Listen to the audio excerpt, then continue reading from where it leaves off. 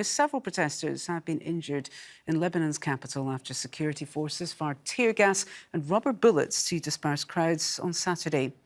People are angry over endemic corruption and sectarianism. Hundreds gathered in Beirut as part of the latest anti-government demonstrations.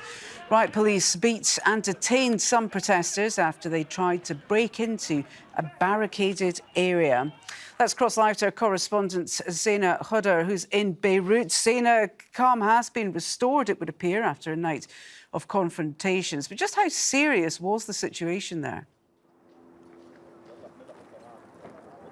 Well, it was some of the worst violence, if not the most violent confrontation since the start of the uprising against the ruling elite 2 months ago. We saw running battles last for hours. This area, downtown Beirut, became a battleground. Like you mentioned, anti-political establishment protesters tried to make their way towards Parliament building.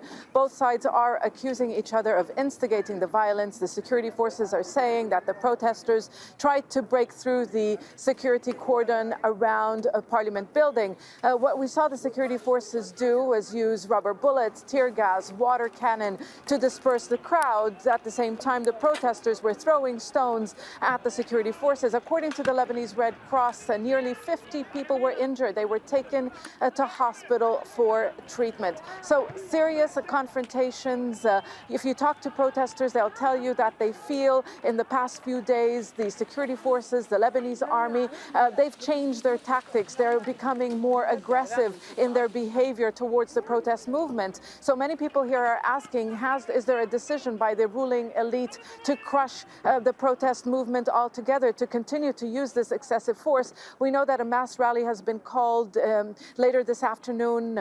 People from across the country are expected to converge here in downtown Beirut. It will be interesting to see whether or not there will be a large turnout, which really will show you whether or not this movement is able to keep the momentum in the face of these intimidations. What the people want is for a government of independence, the ruling elite to leave power, and this new government to hold early elections to fix the dire state of the economy.